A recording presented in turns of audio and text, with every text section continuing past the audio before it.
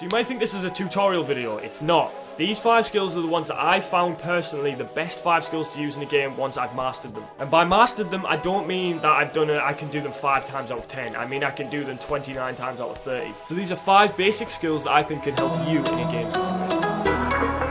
So this is one of the most basic skills you'll ever come across in football, which is just the feint or the drop the shoulder, whatever you want to call it. Basically, use your body to use emphasis and exaggeration on the ball to get away from that defender that might be pressing you or really tight to you. I don't think I need to go into any more detail on that. And this brings me on to the chop, which is basically a skill that Ronaldo shows best. If you've ever watched Ronaldo play at all from the Euros or for Real Madrid or even Man U back in the day, he used to do the Ronaldo chop, as I call it Ronaldo chop, but he used to use the chop so well and with both feet, and he can get out of any sort of situation. You can go forward with it, you can go sideways with it. As a forward, this is definitely one of the skills that I would suggest having in your locker.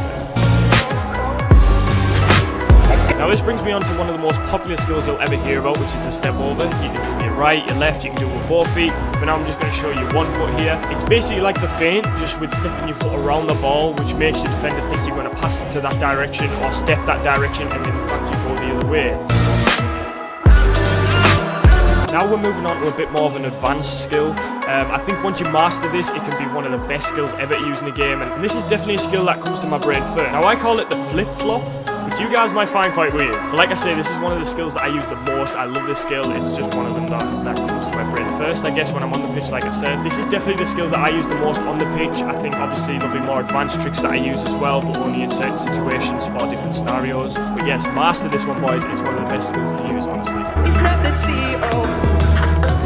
Now this one, I shot this one in because I found myself doing this more than I should in a sense. I play futsal, which is like a 5-a-side game, not really an 11-a-side game. It's indoors, it's with a heavier ball, and it's much more fast-paced, much more skillful and things like that. But I use that skill a lot in futsal. I think this one though can be used on the pitch quite well, and I'll show you exactly why. When you do that roll over, once you do the roll with the front foot, so normally it's your stronger foot, so my right foot, I roll over my right foot, which makes the defender think, alright, he's going to that direction, which would be his right-hand side. So he steps his foot out to the right, as you can see right now, and then you flick your left foot very, very cheekily through the back, and it'll meg them quite often. Like, you won't believe how often it will work. I actually did it in the video that I uploaded 2 days ago, and I'll show that clip right now. Oh, no!